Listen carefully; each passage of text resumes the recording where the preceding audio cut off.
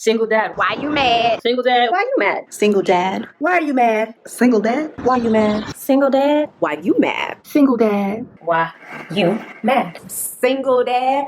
Why you mad? I'm sorry. Say that again. I said, were you out refereeing today? So if I didn't talk about this before, I'll talk about it now. Yeah. While I see one of our guests zooming in. Oh yeah. There we are. Hi. How you doing? We're together. Oh, that's what's up. We're here together. Yes. And I see two of our guests zooming in. No pun intended, right? So the question is, why am I wearing a referee shirt, right? Yeah. Yes. Yes, indeed. And I am wearing a referee shirt because for the past 11 or 12 years, I have lost track.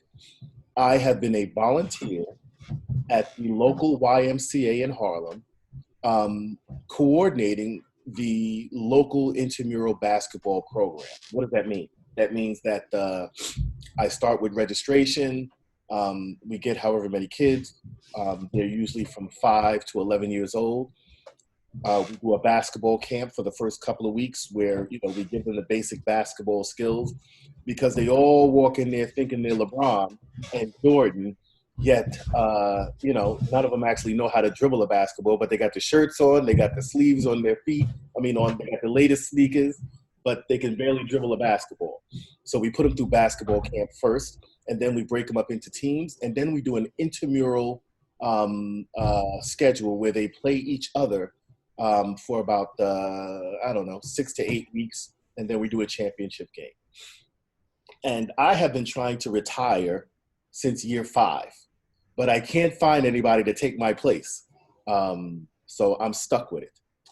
See, that's what happens when you become horribly efficient at doing a thing, right? So yes. The better you are, the more they keep you doing it. Yes. Right.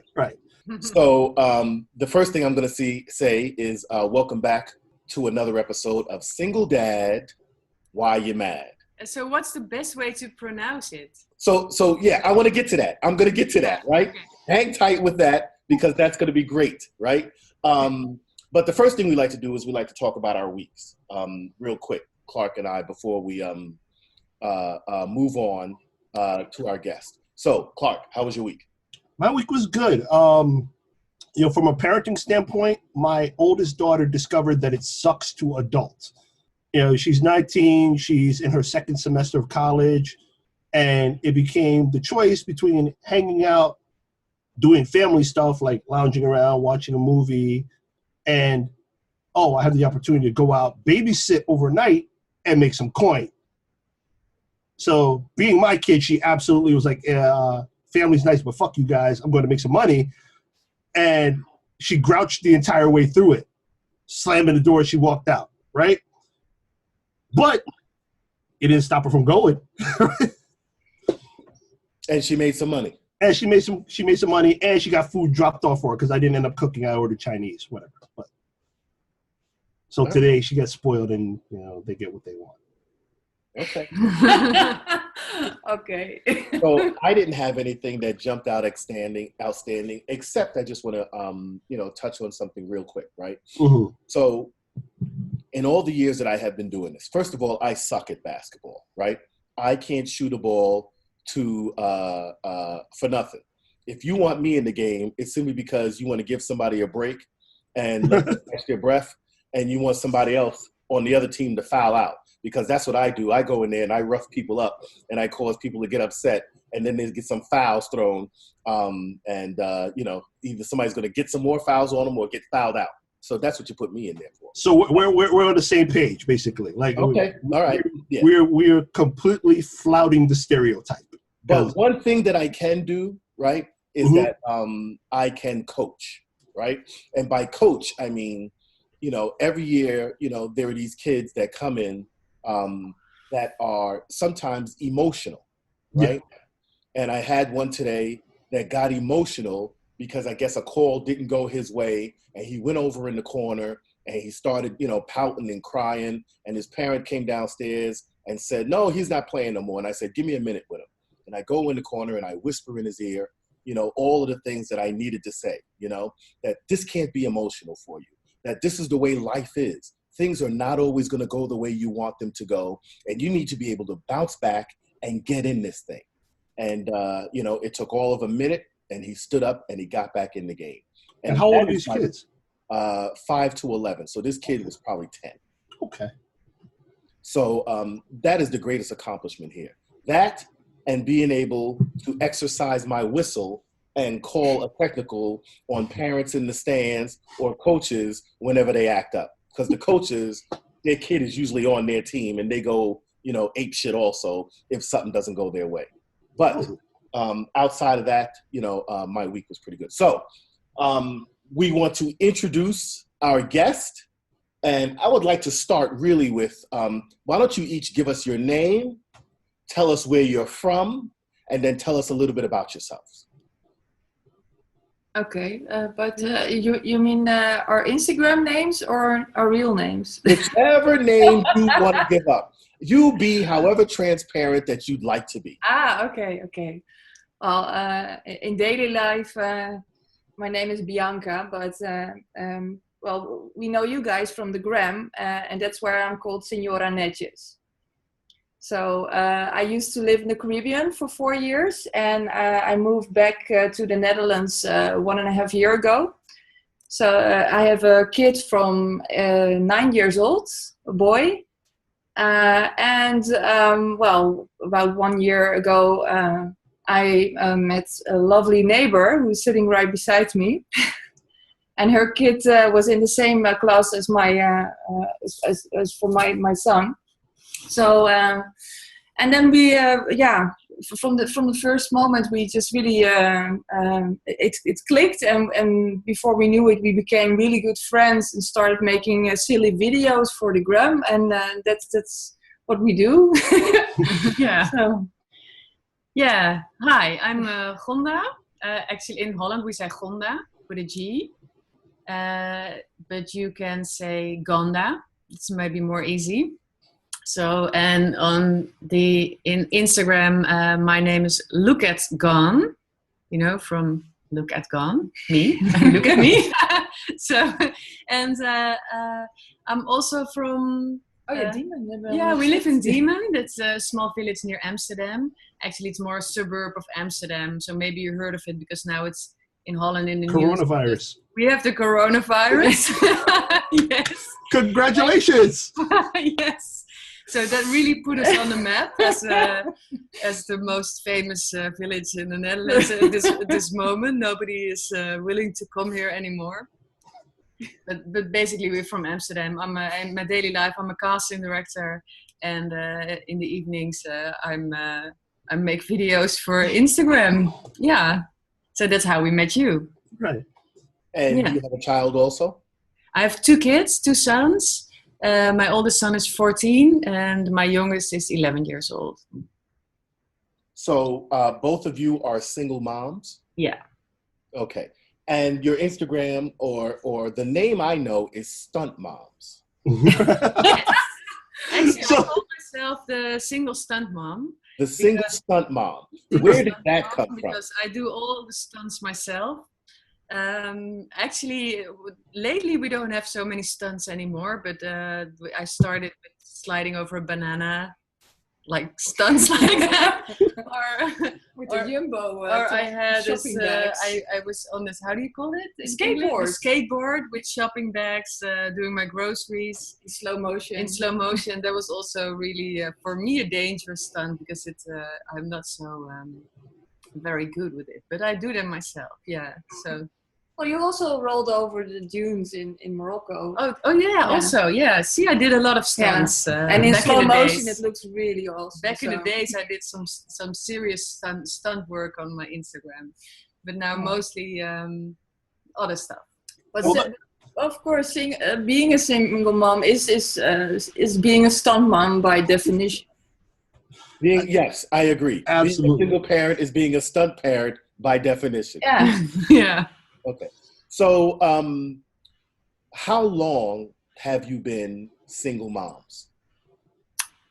For me, I divorced 6 years ago. My kids are not listening, and also not my ex-husband, so I can speak freely. Actually, I felt like a single mom for almost all the time. When I was married, I felt more single than I was not. So, yeah, it somehow you get like this. It's not really stigma, but people think you're really like you're in need of help because you're a single mom, and there's all these things people think a lot about you. But sometimes in a marriage, you're even way more lonely and alone than after a marriage. It's in my experience. So it was a lot more of you being married but not getting a lot of help in terms of the kids, or was it not much of a partnership in terms of supporting you too? Yeah, both. Yeah. Bianca, how about you? Bianca, how about yourself? I'm in good contact with the father of my kids. He's still living on Curaçao, so that made me a single mom, because before we had a very good co-parenting thing going on the Caribbean. It was like we moved to Curaçao, and then after 1 year we broke up there basically, and that's when I moved out, and we lived very nearby each other, so and we could just split all the care 50-50. It was no problem. But because I moved back with my kid here to the Netherlands, and I don't that made me a single mom by definition. So he's only coming over every once in a while for longer periods for the time being. I mean, he's in the process of repatriating back to the Netherlands. So you said kids. I thought you had one. No, kids. So you have more than one? No. One kid. Oh, one kid. Okay, one kid. So culturally, right, in the United States, years ago, it used to be that the mom stayed home and took care of the kids, and the dad is the one that went out and worked. So the mom was sort of like the primary nurturer. Is that the way it is in your culture? It used to be, yeah. Yeah, it's definitely. And in the 50s, you were fired from your job when you got married. No, not in the 50s still? Yes. Still? Yes, No, yes. No, he didn't get fired. Yeah, he got fired. Must be older, like the 30s. No, it's with the 50s was that you still needed your husband still needed to sign if a package was being dropped. But was it still? Yeah. Wow. Wait, your husband had to sign off? Yeah, in the 50s in the Netherlands, yes. Yeah. He had to sign what? Explain that. He had to sign what? Like if you get a package or something, it's a sign. Your husband needs everything signed. You couldn't have your own bank account without the signature of your husband and stuff like that. But nowadays it's changed completely, because you cannot afford to have a house anymore without two incomes. So now both parents are working. And you say that, Gonda, that you sort of felt alone or single when you were married. Explain some of that. Tell us what you mean by that. Because I didn't get any support. I had to raise my kids actually by myself. And because he had not much of an income, I also took care of our income. So basically my divorce was getting rid of one kid. So I had... It is. Yeah, it's. I mean, you can laugh about it, but it's really serious. Yeah. So, and then when you're married, everybody expects that you do it together, and so nobody's coming over to cook you dinner or help you out with something, because you have this marriage. Right. Even if you don't, you have to do everything by yourself. People, you don't interfere in a marriage.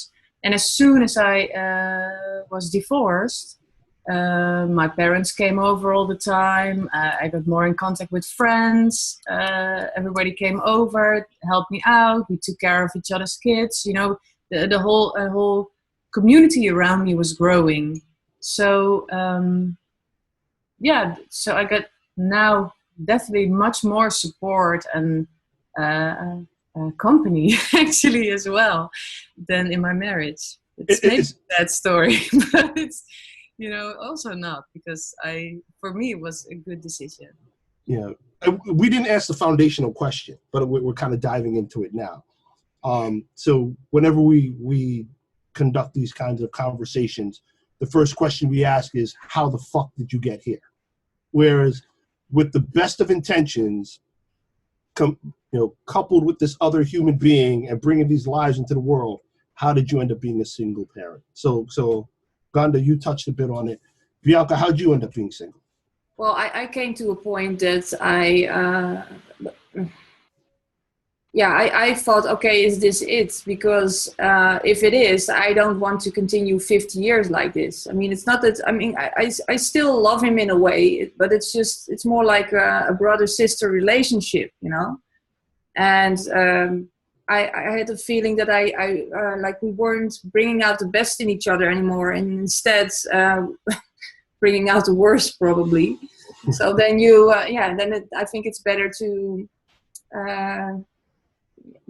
discuss if that's the way we want to continue. And well, we decided it wasn't. So, and like I said, the co-parenting went very well, and I'm looking forward to it. That phase will re-enter my life again somewhere in this year. And then, I won't feel like a single mom anymore, because then you're just because everything is divided equally. How long were you guys together before you split? Almost 8 years. Wow. Yeah, me about 11, I think. And how old were your kids when you finally split? 4 and 7. I think mine was 5. And what was your family history like, your mom and dad? Were your moms and dads both, together forever, happily ever after? I won't say happily ever after, but ever after, yes. they're a good team. I don't know if they're like... I'm not sure if that's the marriage I'm like, oh yes, that's how I want to end up. But they're, I think, pretty fine with it, and they never ever fight. I don't think that's a good sign. That scares the shit out of me. Yeah. They never had any fights whatsoever when we were young, and still not. So, but they have a way of, they adapt to each other, and they're now traveling around the world 6 months a year with their camper van, with all other people who are retired. So yeah, it's different. We don't have many divorces in my family. I think they still I think they were happy when I got divorced. Most of the people in my surroundings was a big relief. But at the same time, they're really worried, because I'm a woman alone, and can you deal with everything? Can you, they're worried about all these ideas in their heads. Yeah. And how about you, Bianca?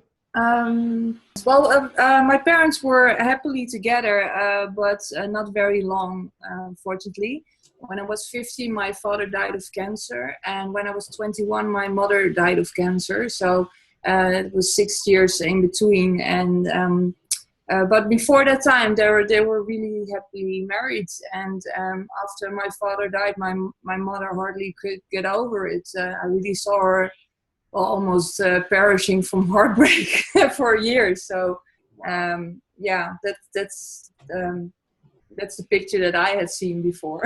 And what are the rules with respect to divorce, or the laws with respect to divorce in the Netherlands? So, in the United States, Clark will tell you that, you can work out a divorce where, I have the kids X number of days and you have the kids X number of days. And then, the court sort of comes up with this structure for financial support where, if the parent lives with one more than they live with the other, or whatever else it is, one parent, is required to provide the other parent with financial support, which is X number of dollars or X number of percentage of their income. Is that the way it is in the Netherlands? Yeah, I don't know if it's exactly the same, and of course amounts diverse vary. I mean, it also depends what kind of solution you come together, really. Yeah. So you work on that by yourselves. You don't. Yeah, I mean, yeah. of course. First, with you have to work out a co-parenting plan with a mediator before you go to court and can actually divorce. Now that's a new law. That you have to make a whole plan how you're dividing the time, the money, all the agreements you have. So first you have to work that out together. So you're left to your own devices for the most part, with that mediator as the central, like, non-interested party to help you come to that agreement before you can even get divorced. Yes. No. Well, you don't need to. Yeah, you have to. Yeah, and if it's not working out, you have to get both a lawyer. But you have, before you can divorce, you have to agree on an ouderschapsplan. Yeah, an ouderschapsplan. But Yeah. you don't. That's like a parental plan that she's talking about, and that discusses not only the financial stuff, but also like how do we divide the holidays. Holidays. Yeah, also more ideological things even you can add to it. But yeah, it's, for me, I mean, I never saw a mediator, but it was just because we were really on the same page with it. So, and I was also working in the courtroom. So, yeah, we just filed for the. I mean, we just how do you say it? Do you also say file for divorce when you do it together, or is it? Yeah, I mean, it's still yeah. I mean, we just needed the stamp from the judge. That was it, basically. So actually, one of my best friends is a divorce lawyer. So the moment I told her, like, I wanted to get a divorce, she said, "Okay, I'm coming over as soon as possible," because she has a lot of experience with divorce, and said, "Now in this stage, you have the best interests of each other by heart. In a few months, that will change completely. So we have to do it fast. So I'm coming over and I'm bringing all the papers and we get this done tonight." So, okay. So she really likes whiskey. So I bought a good bottle of whiskey. And we sat down at our kitchen table with a bottle of whiskey, my friend, the divorce lawyer, and my soon-to-be ex-husband and me. And we just... serious interfering now. And she just, asked us stuff and filled in the stuff, and we agreed on everything. So it was really easy. The situation was clear. There was no discussion about things. We wanted the same, so we did it in one night with one bottle of whiskey, actually. And then she filed it at the court, and a few months later we got the decision. So what? I'm sorry. Go ahead, Clark. No, I was going to ask. So it sounds like in both cases, your exes handled the divorce very well, and it didn't seem like it was a surprise to either one of them. Is that the case? Yeah. We were like in couple counseling for years. So, and then it didn't work, So we were. Yeah, I think the difficult part for him, the anger and that he couldn't cope with it, came after the divorce. And that was exactly what my friend, the divorce lawyer, warned me about. So that's why she wanted to get it done as soon as possible. Because she said the emotion, they come later. Yeah. And then it's going to be nasty. Yeah. You don't want that.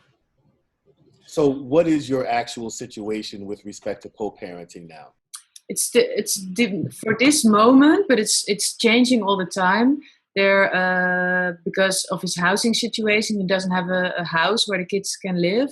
So the first few years he saw the children in my house, and now he has this place for a couple of months, I think, and they can stay there 2 nights, 1 week 2 nights, and the other week 3 nights, and for the rest they live with me. Bianca? Yeah, like I said, I mean, I'm completely solo. So, I think twice or 3 times a year we try that his father comes over for a few weeks, like 5 weeks or so, if it's possible. Yeah, that's it basically. And sometimes he can go to see his grandparents from his father, like the parents of his father, that he can have a sleepover there for half a week or so. And that's about it. So all the time he's with me. So are the grandparents in the Netherlands with you guys, or are they in the Caribbean with his dad? No, they're living in the Netherlands, but very far away, like about 2-hour drive. So it's not very easy to just hey, can he sleep over or whatever. It really needs to be during some kind of break from school. And do you ever find yourself in need of financial support? Like, is there ever a time? I mean, it's mostly on you now. In the Netherlands, we have a very nice system for these things. I mean, there are special budgets for single parents.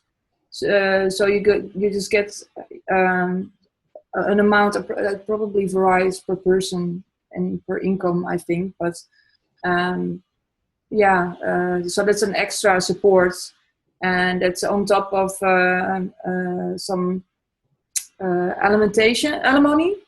I mean, I get alimony for my kid, but I don't get it for myself because I never asked for that. I think it's ridiculous. I mean, I can make my own money, so I don't need some, like, and before that I also was responsible for my own money, so I don't see any logical reason to do that. But I think it's very nice that our government supports single parents in that way. So you're saying that there's a law on the books where if you are a single mom, the government provides support for you versus... Well, it's not. It's more in the tax stuff. Yeah, but it depends how much the father is. But like in my case, his father is not here, so he's not. I mean, and then it's only my income, and just he pays about 200 euros a month to support him, not me, but just to buy food and clothes and that kind of stuff. So, and But I think it's not only for single parents. I think for all the parents get an amount of money from the government. So it goes to mothers or fathers. It's not delineated by sex. So either parent, if they're in a single parent situation. No. So it's for parents to support. You also get, if your child goes to daycare, you get also money from the government, depending on your income. If you have a really low income, the government pays a lot for your child support. For your day, how do you say it? Child. And if you have a high income, then you get less. Obviously, we have a tax system like that. Would you happen to know what the rate of single parentdom is in the Netherlands? No. Can you specify that? I don't know. I don't know. There are a lot of divorced people, but I don't know. No. That was actually one of my questions. Is there, because I've always read that the Netherlands tends to be a lot more liberal and a lot more woman, not necessarily woman centric, but centric on the idea of equality between the sexes, and that there isn't as much of a stigma on divorce as there would be traditionally in the United States. Have you found that to be the case? No, there's not at all a stigma anymore. No, yeah.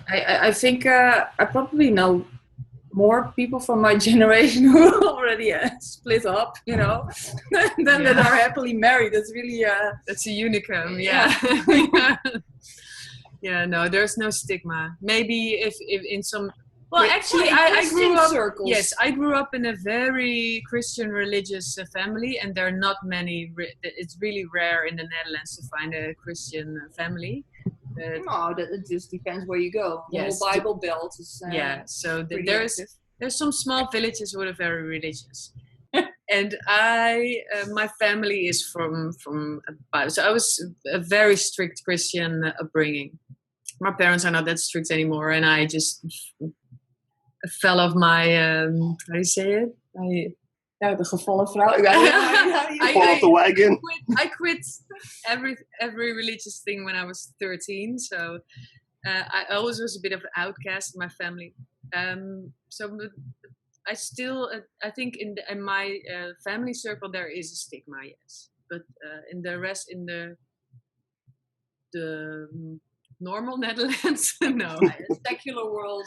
No, and most of it is secular in Holland. So. And is there a significant amount of single fathers in the Netherlands, or do you see that primarily kids are with the moms when it comes to single households? I think my situation where I take care of the kids is more unique. The most of the people I know, they have a co-parenting. Yeah. They have co-parenting, where Yeah. the kid is split between the two parents. Yeah. A bit more evenly. Yes, definitely. Okay, all right. Both of you said that sometimes when the dads come to visit, it's for possibly a couple of days at a time, right? In her situation, Yeah. Not days. It's more weeks because he's flying over from the Caribbean. So. And when he comes to stay, who's he staying with? That's, well, here because his son is living here and he goes to school here. So I have a big house, so no worry. So you think so you beat me to the question. Has there ever been any attempt to rekindle? No.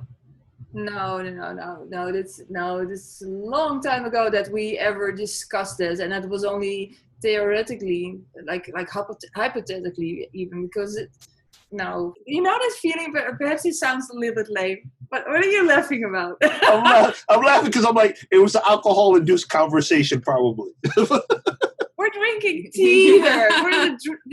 No, I'm not judging now. I'm saying between you and your ex. Already? There. No. Yeah. No, not at all. No. But do you know that kind of situation when if you look at a person, you think, okay.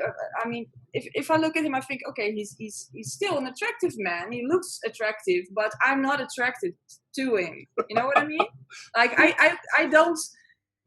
I really don't get turned on by the idea of going to bed with him again. I mean, that's so no. It doesn't work that way anymore. So, and that's exactly the problem and why we cannot get back together with each other. Because then, what are you together? Roommates who are constantly fighting also because you're already used to going your own paths for years now. So no. So there was. That's what we are. So you're very good friends. You co-parent very well, but. Yeah.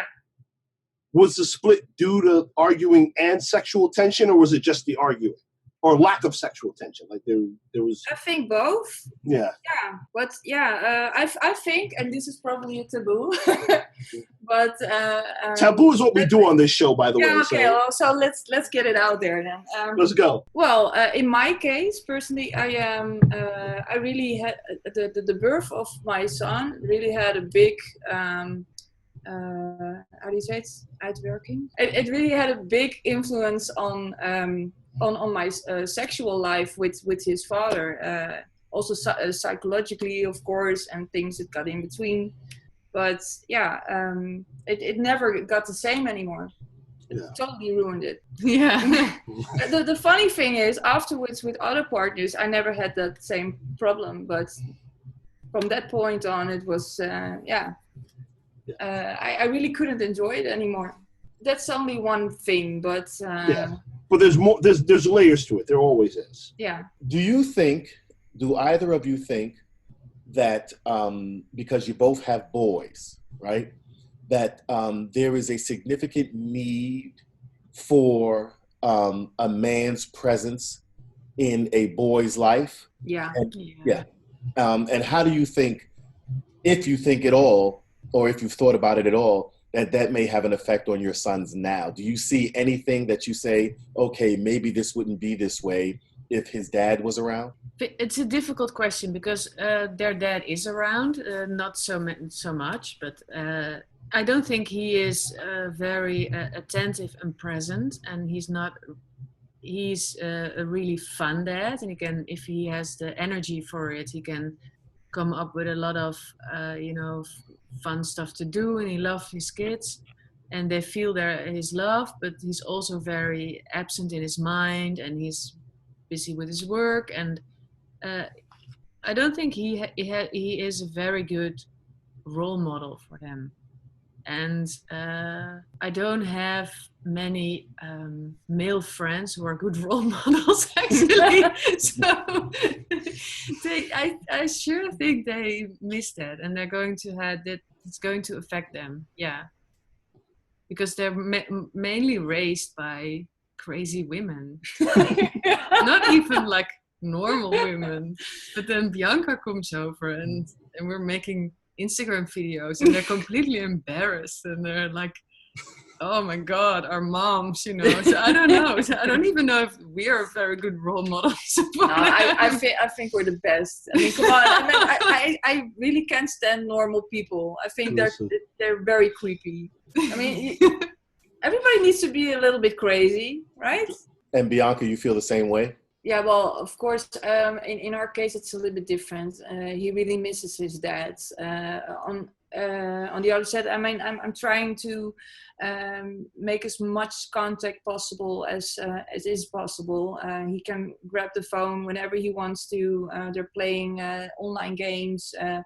Like I said, I also let him in my house for a few weeks just because I find it most important that they have this contact together. So if I have to bite my lip for a few weeks by frustration, then that's my problem, you know. Yeah. So you both believe obviously it's important that definitely. Talk a little bit about your daily routine. You get up on Monday morning and what?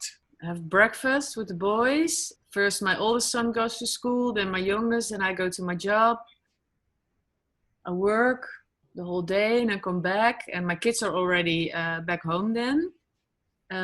My oldest son goes to, we call it middle school, so it's a high school for you probably. And then obviously he didn't do any of his homework till I come home. And my youngest son goes to an after school daycare, but he now decided that he can cycle on his own, so he wants to come home a little bit earlier than me, so that's okay with me. So they're already home, then cook dinner, then we have dinner, and then we do some homework.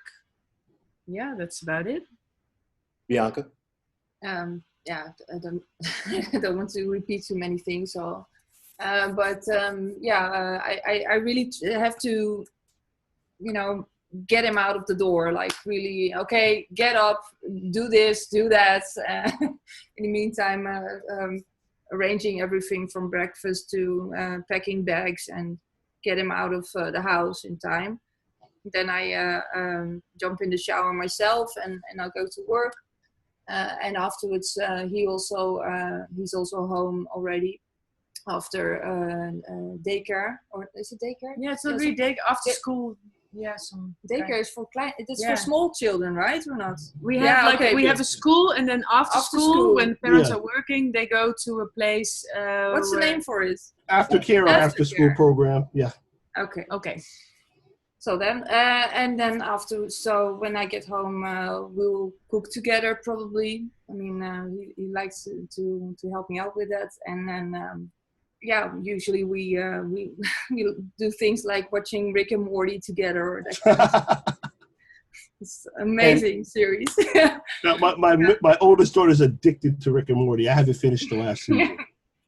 And I assume that the Netherlands has sort of a liberal policy. So if your kids are sick or whatever else it is, it's easy just to get time off and stay home with them. Well, depends. Yeah, I have sometimes so many appointments that it's really hard to stay home.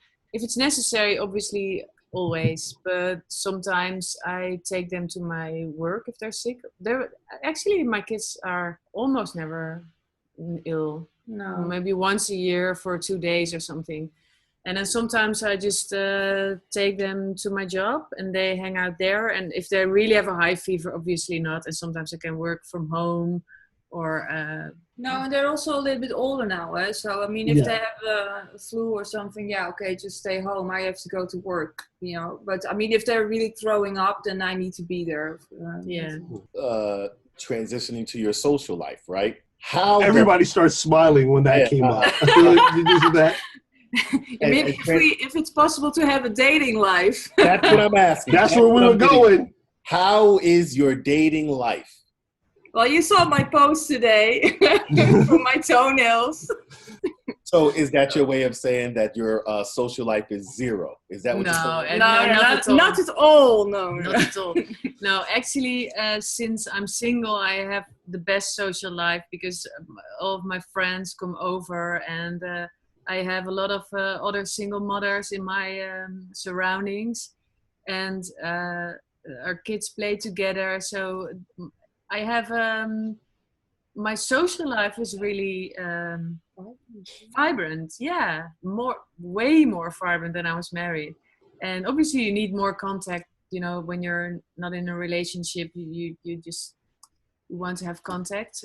But a lot of people come to my house, sit in my backyard, and have dinner at my place. So I really like that. And I used to date a lot, like a lot. And I was really good in planning that. I had once a week. I had for like 2 years. I had only the Wednesday evening. That was my free evening, so that was my date night. And then obviously I after work I said, "Oh, I can have only time for one drink," and because I didn't want to spend the whole evening with somebody. I don't know if he's nice or not, so I just agreed on like a drink for 1 hour, and then afterwards I go to my second date, which I already knew that was really nice. I was have a second date with, and sometimes also I date at my job, at my work. So then, because I work at a casting agency, I'm a casting director, and I said, okay, you can come to. I don't have time because of my kids, but I want to see you, so maybe you can come to my office and then pretend that you're an actor and you want to subscribe, so we can like. And some guys were, of course, it's really like spannend.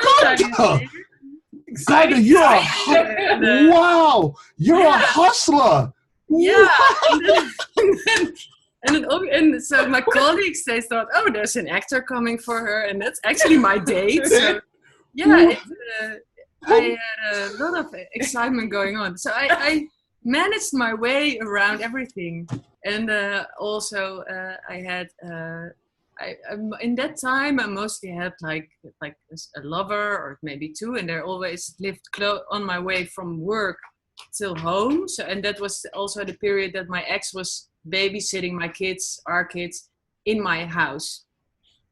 So then I said, I'll be home like a bit later, 1 hour later, and I first drive by my lover, and then I get home. So that's how you get really you get creative. You get really creative. Yeah, if you don't have so much time. Yeah. You find time for it. I'm not mad at you. I'm not mad at you. Has there ever been an instance where you met somebody and you were seriously involved and you introduced them to your kid, or was thinking about introducing them to your kid? Yeah. Well, yeah, I had a relationship with this guy for 2 years, I think. But it was an on-off relationship, and he was a lot younger than me. And it took me a lot of months. It was the first guy I introduced to my children. They were and they were immediately very crazy about him, and he got also involved in the upbringing. So he brought them to school or picked them up from school. And so when that ended, my kids were really sad. And last summer I had a boyfriend for like 3 or 4 months, and we also met each other's children because otherwise we couldn't, see each other more often. But my kids already predicted, like, yeah, he's really nice, but I don't think it's gonna last that long. I said, why are you saying that? Why? I don't know, it's my feeling, and my feeling's always right, Mom. Kids are savage. I love children. Oh, God. So, but then after that, I didn't date, actually. So my dating life is 0 at the moment, but it's more it's also because I met Bianca, and we have all my free time I spent making videos with Bianca, and I like that more than going on a date. Bianca, has there ever been anybody that you introduced to your kids or thought about introducing to your kids? No, not in that way. Although he picked up on it once or twice, but that was even though he never saw anything from it. But they're just so clever, huh? Okay. Yeah. So, but no, I always introduce them as just a friend, and I never let them stay over when he was there or anything like that. So. So that never happened yet. I never met anyone in the last few years that, with whom it became so serious that I felt the need to introduce him properly to my kid. I don't want to burden him with it unless it's really becoming something. But usually before the time it already ends. So. Right. But I do have we created a wonderful system. You're probably familiar with it if you ever watched our wonderful commercial. This is the one. The single moms getting late. Unofficial single moms getting late support team. And our slogan, because happy moms are better moms. Okay, how do I get one of those? How do I get one of those? But it's what? Yeah, but it's really it exists, of course. I mean, in our case, like if we ever want to have a date, I mean, of course, your ex still lives nearby, and you have a few nights off. But in my case, for example, I'm completely stuck unless he's going to sleep over at some friend's place. So then it's nice to ring around like, hey, can he stay over somewhere? So then at least I can have a proper sleepover somewhere with a man, not that your kids are barging in the morning or. So you guys have that. So and that's David. I don't know if you ever seen like the whole single mom support group, but that's the purpose of it. It's creating that support system where they can dial each other up and go, listen. It's about to go down. Yeah. I need some backup. Yes. Can you keep my kid overnight? Because mom's about to get it in. Yeah. Exactly. Yeah, you're getting it. Yeah. Mom needs to blow some steam right now. So needs help. Yeah. It's good for kids, to have a more chilled out mom. Yeah. And before the whole video, Bianca gave me the T-shirt as a gift. Was it? Yeah, oh. yeah. Oh, we did. Yeah, it was first. It was like. No, we already made a photo shoot with them. Yeah, I made the T-shirt. Yeah, you made a T-shirt as a gift for me because because you designed it as a gift because I was taking care of Valiant. Like once a week, she wants to go on a date, and I said, yeah, I can. I can sleep over, and I was like. And then you came up with this that I was the unofficial single mom getting late support team. So she designed a T-shirt for me as a thank you. And then I said, okay, we're going to do a photo shoot with it. And then it we made a video and stuff. But then the whole commercial just popped up like that and the slogan and everything. Yeah. So, yeah. Okay, so we've been at it for a little while. It's time to wind down. But Clark, is there any closing questions that you'd like to ask? So as your kids are getting older and it's harder to sneak things by them, have you found that that's impacted your dating at all? I think it's easier. I don't know. I'm not dating for the last couple of months, but I think it's easier because my last boyfriend last summer, I could easily go to his house and have dinner there, and for not all the nights, but then my oldest son takes care of my youngest son. He brings him to bed. He, he makes dinner. No, that's not really true, actually. I just order Domino's pizzas. Okay, I want to sound it like a better. No, it's just pizza then, and so I cannot do it so often because he cannot still cook. But it's easier.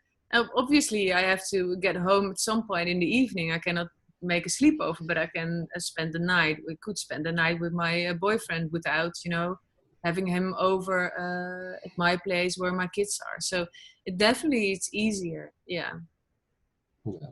And how about you, Bianca?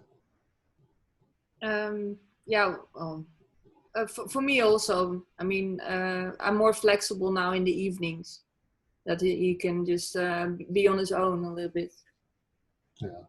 So Well, I was thinking when Clark asked the question that it would be something along the lines of your boy saying, "No, mom, I don't want you with anybody else." You know, sort of like that protective, you know, stay away from my mom kind of thing. No? Well, yeah, but we never got there yet because I never introduced him. I never got into a relationship that was sustainable enough to get to that phase. Mm-hmm. Yeah. No, I don't. For me, 2 times I had I had a new boyfriend over, and my ex-husband had already had some girlfriends. He lived together with a girl, and so they met. I think they're used to it. They're used to it. They don't really. They think it's like interesting, and they never have jealousy or anything like that. I don't think so. Okay. No. All right. So looking back. I think I think my kids are just used to have a lot of adults hanging around my house, friends and stuff. And if it's a boyfriend or, I think they think it's really gross if they see me kiss with somebody. They think it's like really, really gross. So we can make fun of that. Oh, Siri is interfering again. But for the rest, they're kind of used to see so many different adults. I think it's nice to have so many influences of other adults besides me to raise them as well. You know, So, to have so many. It takes a village. Yes, yes. It absolutely does. So, thinking back on your lives, specifically with respect to parenting and being, you know, married or going from married to being single parents, is there anything that you would have done differently? Yeah, I probably with what I know now, I didn't pick the right guy for me, and so now I know all the signs when somebody is definitely not good for me. How do you say it? But and I was. But then you wouldn't have had these 2 beautiful boys. Yes. So. Yeah, but that was a decision. It was really hard to. Yeah, I would have done things differently. Yeah, but at the same time, I'm also glad I met him and we got married and had kids. The only thing is that we stayed together too long. I think so. The last years were just dragging and trying to make something of it, and now I think, we had to made that decision earlier. That would have been better. I don't know. On the other hand, I'm really happy with my life right now. I'm really happy with my kids, with my friends, with my job. I think I'm maybe also because I'm older now. I don't know. I feel like I'm in a really good place, and I'm really grateful for that. So I don't know. Different. I don't know. Yeah. Good for you, Bianca. Yeah, I don't know exactly what I could have done better because I mean, I know my flaws. They're definitely here. It's just that I don't know how I can do them better. That's my issue. What I find quite challenging is that I'm like hypersensitive and I can get really stressed out by tiny things like sounds and noises, or if things are just off. And my kid is really, he has these tics where he constantly makes these kind of high noises, and we're not the greatest match when it comes to these things. So that's quite a challenge for me to keep my cool. And well, I'm kind of a Latina kind of woman in a Dutch body. I'm quite temperamental. I'm very explosive, and that's my challenge. So speaking of that, right? Do you have a type? Just in case anybody asks, what is your type? Yes. Because you know we're gonna get the question. You know the DMs are gonna start and dudes are gonna and I want wait, but I want specificity. Okay? Tall, short, wide, dark, light, what? Bald, hair on the face. Yeah. Yes. Actually, a woman said, you know what you do? I said, I don't know, who to date, who is fitting with me. I said, you have to just make a list and the picture has to be complete. And then I made a list for myself. And the thing is, I have to have a chemistry with somebody. Somebody has to make me laugh. And somebody has to be reliable. And I had something else on my list I can't remember. And I think, that's basically my type. Yeah. So you can't say how he has to look like. No. Bianca? Well, for me, definitely an intellectual Viking. Best of two worlds. So tall, blonde dude who's brainy. No. Dark hair can be as well, or curls, But it has to show a lot of testosterone, like having chest hair and a beard, or just it can be a small beard, But you can. I like that, yeah, and a little older, yeah, like at least 10 years or so. You like older men? Yeah, definitely. Yeah, I don't know. I don't know what to do with even men my age, but even and especially if they're younger. I mean, no. What are they going to bring? Yeah, I mean, you want some experience, not that you have to explain the whole world to someone. All right. Okay. So, why don't you tell everybody where they can find you? You can find us on our Instagram. Look at Gone. Look at Gone. G-O-N. Why don't you spell it? Where do we have it? See it? Yeah, mine is not there yet because by that time I still thought I was completely insignificant. And Signora Netjes, but you have to spell it out. S-R-A and then Netjes. Yeah. Yeah. From that point you will probably find me or not. Yeah. Okay. All right. So, thank you very much. You're welcome. Thank you. We appreciate you, and wonderful job you're doing.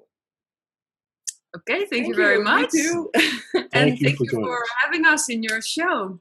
Oh, awesome. It was awesome. Thank you for joining us. All right. It's very nice. Thank you. Bye-bye. Bye. Night, ladies. Bye. Clark, call to action. Ladies, gentlemen, and consenting adults, thank you again for joining us for another episode of Single Dad, Why You Mad? We appreciate you following us. We appreciate you tuning in and listening.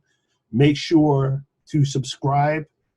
Follow us on all the available podcast formats. Follow us on social media, predominantly our Instagram. We're also on Twitter. And we have occasional videos posted on YouTube. David, anything else you want to add? Single Dad, Why You Mad? Single Dad, Why You Mad? Single Dad, Why You Mad? Single Dad, Why Are You Mad? Single Dad, Why You Mad? Single Dad, Why You Mad? Single Dad, Why You Mad? Single Dad, Why You Mad?